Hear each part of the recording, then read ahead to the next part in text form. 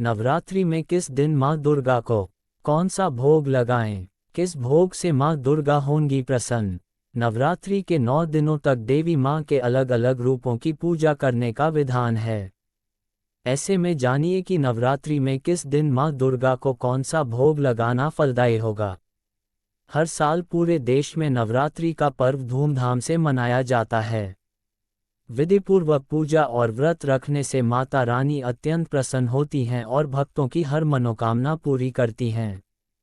ऐसे में अगर आप भी देवी दुर्गा की विशेष कृपा पाना चाहते हैं तो माता रानी के 9 स्वरूपों को अलग अलग भोग अर्पित करें। साथ ही साथ जान लेते हैं कि माता रानी को कौन सी चीजें चढ़ाना वर्जित माना जाता है। शास्त्रों के अनुसार नवरात्रि के इन पावन दिनों पर माँ अपने भक्तों के घर में विराजमान रहती है। इस दौरान हर कोई माँ को प्रसन्न करने के लिए उन्हें तरह तरह की चीजें अर्पित करता है। कोई फूल तो कई अलग अलग वस्तुओं का भोग लगाकर उन्हें प्रसन्न करना चाहता है। लेकिन क्या आप जानते हैं कुछ ऐसी वस्तुएं हैं जो नवरात्रि के दौरान माँ दुर्गा को भूलकर भी नहीं चढ़ानी चाहिए। अगर आप भूलवश इन चीज़ों को अर्पित करते हैं तो आपको पूजा का पूर्ण फल प्राप्त नहीं होता है। साथ ही साथ माता रानी की नाराजगी के चलते आपका जीवन कंगाल होने लगता है। तो चलिए जानते हैं कि नवरात्रि के किस दिन देवी माँ को किन किन चीज़ों का भोग लगाना चाहिए और किन चीज़ों को चढ़ाना वर्जित माना जाता है। लेकिन ये जानने से पहले इस वर्ष चैत्र नवरात्रि कब से शुरू हो रही है ये जानते हैं। मित्रों, चैत्र नवरात्रि का शुभारंभ चैत्र महीने के शुक्ल पक्ष की प्रतिपदा तिथि से होता है। प्रतिपदा तिथि में कलश स्थापना करने के साथ ही माँ दुर्गा का आह्वान भी किया जाता है और स्थापना करने के साथ साथ 9 दिनों के व्रत पूजन का शुभारंभ होता है। चैत्र नवरात्रि के 9 दिनों में माँ दुर्गा के 9 स्वरूपों की विधि विधान से पूजा की जाती है। उनके मंत्रों का जाप और श्री दुर्गा सप्तशती का पाठ किया जाता है। दोस्तों, इस बार की चैत्र नवरात्रि का शुभारंभ सर्वार्थ सिद्धि योग में हो रहा है और यह नवरात्रि बहुत ही शुभ रहने वाली है, क्योंकि इस बार माता रानी हाथी पर सवार होकर भक्तों के घर में पधारेंगी और हाथी पर ही सवार होकर प्रस्थान भी करेंगी। क्योंकि इस बार चैत्र नवरात्रि का शुभारंभ रविवार के दिन से हो रहा है और दिनों के आधार पर ही माता की सवारी निर्धारित की जाती है। माँ दुर्गा का हाथी पर सवार होकर आना ये बहुत ही शुभ संकेत देने वाला है। इसलिए जो भी भक्त माता रानी की कृपा प्राप्त करना चाहते हो, किसी मनोकामना की पूर्ति के लिए नवरात्रि की पूजा या उपवास रखना चाहते हो, उन्हें इस शुभ संयोग में माँ भगवती को मनाने का प्रयास अवश्य करना चाहिए। मित्रों, चलिए आपको बताते हैं इस बार नवरात्रि की शुरुआत कब होगी, नवरात्रि का समापन कब होगा, कलश स्थापना का शुभ मुहूर्त क्या रहेगा और कलश विसर्जन किस दिन किया जाएगा। इस बार नवरात्रि की तिथियों के घट बढ़ के कारण 2 नवरात्रि के व्रत एक ही दिन पड़ रहे हैं, तो ये कौन कौन से दिन होंगे। आपको अष्टमी और नवमी का पूजन किस दिन करना होगा, चलिए आपको बताते हैं। उससे पहले आप सभी को चैत्र नवरात्रि की हार्दिक शुभकामनाएं। मित्रों, चैत्र नवरात्रि के दिन से ही हमारे हिंदू नववर्ष का शुभारंभ होता है, तो आप सभी को हिंदू नववर्ष की भी बहुत बहुत शुभकामनाएं। क्योंकि इस बार 29 मार्च को चैत्र अमावस्या के दिन साल का पहला सूर्य ग्रहण भी लगेगा और ठीक अगले दिन ही नवरात्रि की शुरुआत भी हो जाती है। ऐसे में नवरात्रि से एक दिन पहले लगने वाले सूर्य ग्रहण को भले ही हमारे देश में देखा नहीं जा सकेगा, क्योंकि यह आंशिक सूर्य ग्रहण होगा, फिर भी आप नवरात्रि से जुड़ी हुई जो भी पूजन सामग्री है या मंदिर में आप गंगाजल छिड़क कर शुद्धि अवश्य कर ले, उसके बाद ही पूजा की तैयारी प्रारंभ करें। इस बार चैत्र नवरात्रि का शुभारंभ होगा 30 मार्च रविवार के दिन से होगा और चैत्र नवरात्रि पर्व समाप्त होगा 6 अप्रैल दिन रविवार को, यानी रविवार के दिन से ही नवरात्रि प्रारंभ होंगी और रविवार को ही समाप्त होगी। इस बार नवरात्र की पूजा करने के लिए केवल 8 दिन का समय मिलेगा और प्रतिबद्ध तिथि प्रारंभ होगी 29 मार्च दिन शनिवार के दिन शाम 4:28 से और प्रतिपदा तिथि की समाप्ति होगी 30 मार्च दिन रविवार को दोपहर 12:49 पर। क्योंकि कलश की स्थापना प्रतिपदा तिथि में उदया तिथि के अनुसार की जाती है और उदया तिथि 30 मार्च रविवार को ही प्राप्त होगी, इसलिए कलश की स्थापना और मां शैलपुत्री की पूजा 30 मार्च दिन रविवार को ही की जाएगी। कलश स्थापना का सुबह का पहला मुहूर्त रहेगा सुबह 6:13 से 10:22 तक, और इसके अलावा जो दूसरा शुभ मुहूर्त होता है अभिजीत मुहूर्त में दोपहर 12:01 से 12:50 तक रहेगा।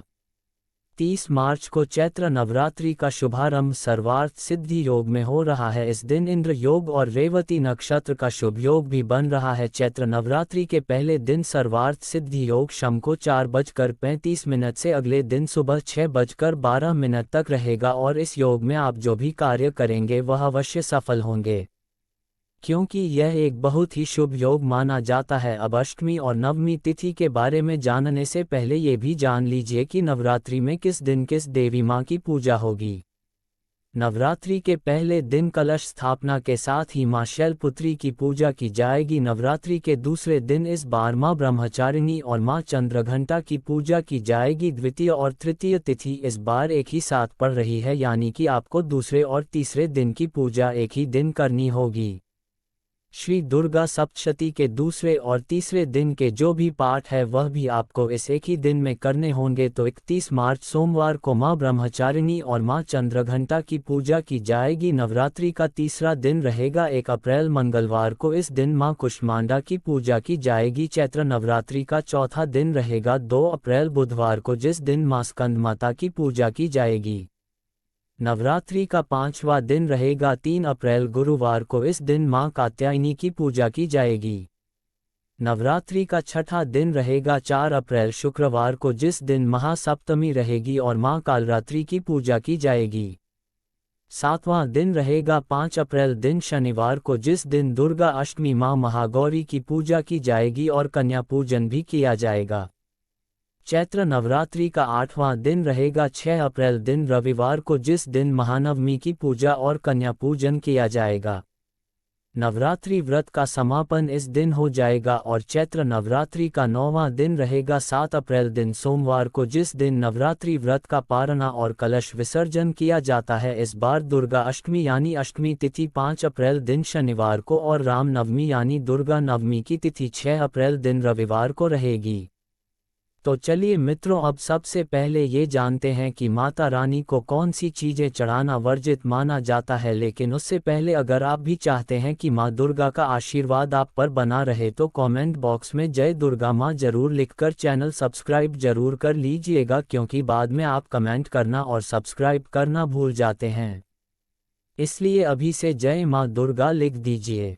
तो चलिए अब जानते हैं कौन सी चीज़ें आपको नवरात्रि के दिनों में ध्यान रखनी हैं। 1. नारियल का हर मांगलिक कार्य में विशेष महत्व होता है। नारियल, जिसे श्रीफल भी कहा जाता है, हिंदू धर्म में नारियल को सुख, समृद्धि, धन व शुभता का प्रतीक माना गया है। नवरात्रि में माँ दुर्गा की पूजा में नारियल का इस्तेमाल किया जाता है। खास तौर पर कलश की स्थापना नारियल रखकर ही की जाती है, लेकिन आपको बता दें कि माता रानी को भूलकर भी टूटा हुआ नारियल अर्पित ना करें। यहाँ तक कि कलश स्थापना में भी टूटा नारियल इस्तेमाल करने से जीवन कष्टों से भर जाता है, इसलिए हमेशा जटा वाला नारियल ही माँ को अर्पित करना चाहिए। 2. इसके अलावा धार्मिक ग्रंथों के अनुसार नवरात्रि में माँ दुर्गा की पूजा में उन्हें तुलसी भूलकर भी अर्पित ना करें। माता रानी की पूजा में तुलसी चढ़ाना वर्जित माना गया है। तुलसी के अलावा आपको बता दें कि माँ आदिशक्ति को दूर्वा भी नहीं चढ़ा चाहिए। इन दोनों चीज़ों को माँ को अर्पित करने से माँ दुर्गा क्रोधित होती है, जिससे आपको जीवन में परेशानियों का सामना करना पड़ता है।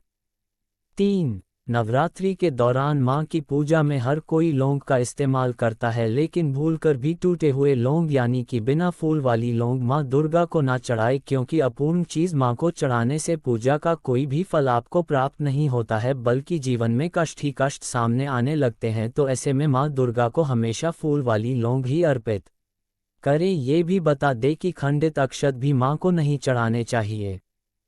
4. देवी दुर्गा को मदार, हरसिंगार और आग के फूल भी नहीं चढ़ाने चाहिए। इन फूलों को चढ़ाने से माँ नाराज हो जाती है। इतना नहीं, आपको ये भी बता दें कि अपवित्र स्थल पर उत्पन्न हुए फूल, कलियां और फूलों की पत्तियां तोड़कर भी गलती से माता रानी को अर्पित न करें। इसके अलावा माँ को जो फूल अर्पित कर रहे हैं उन्हें सूंघे नहीं, यानी कि सूंघे हुए पुष्प, गिरे हुए पुष्प और मुरझाए हुए पुष्प माँ को न चढ़ाए।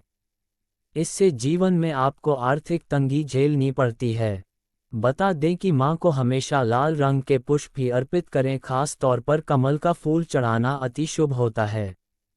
5. वहीं नवरात्रि के दौरान माता रानी की पूजा में कोई भी खंडित चीज यानी कि टूटा या चटका हुआ दीपक और चटका हुआ बर्तन इस्तेमाल ना करें। साथ ही यह ध्यान रखें कि लोहे और प्लास्टिक के बर्तन आप माता रानी की पूजन में इस्तेमाल ना करें।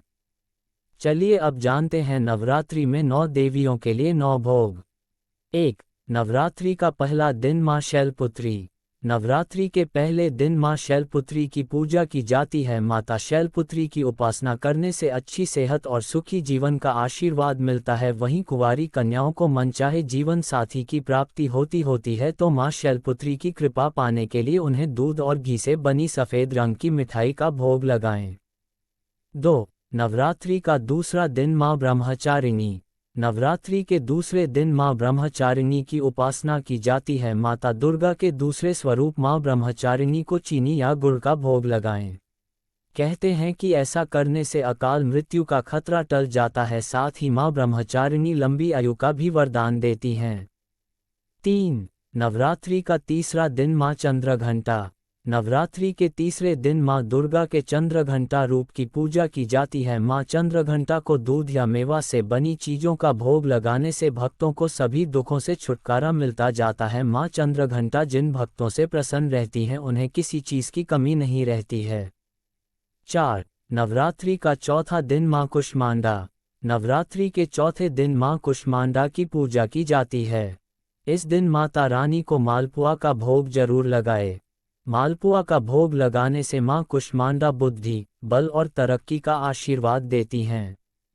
5. नवरात्रि का पांचवा दिन मां स्कंदमाता माता। नवरात्रि के पांचवें दिन मां स्कंदमाता माता की पूजा की जाती है। उन्हें केले का भोग लगाएं। स्कंद माता की पूजा करने से सभी सुखों की प्राप्ति होती है। 6. नवरात्रि का छठा दिन मां कात्यायनी। नवरात्रि के छठे दिन मां कात्यायनी की उपासना करने से व्यक्ति को किसी प्रकार का भय या डर नहीं रहता है। मां कात्यायनी को शहद या मीठा पान का भोग लगाएं। ऐसा करने से माता रानी आपकी हर इच्छा को पूरी करेंगी। 7. नवरात्रि का सातवां दिन मां कालरात्रि। नवरात्रि के सातवें दिन मां कालरात्रि की पूजा की जाती। मां कालरात्रि को गुड़ का भोग लगाना फलदायी होता है। माता कालरात्रि को गुड़ का भोग लगाने से घर परिवार में मिठास बनी रहती है और नकारात्मक शक्तियां घर में प्रवेश नहीं करती हैं। 8. नवरात्रि का आठवां दिन मां महागौरी। नवरात्रि में अष्टमी पूजा का विशेष महत्व होता है।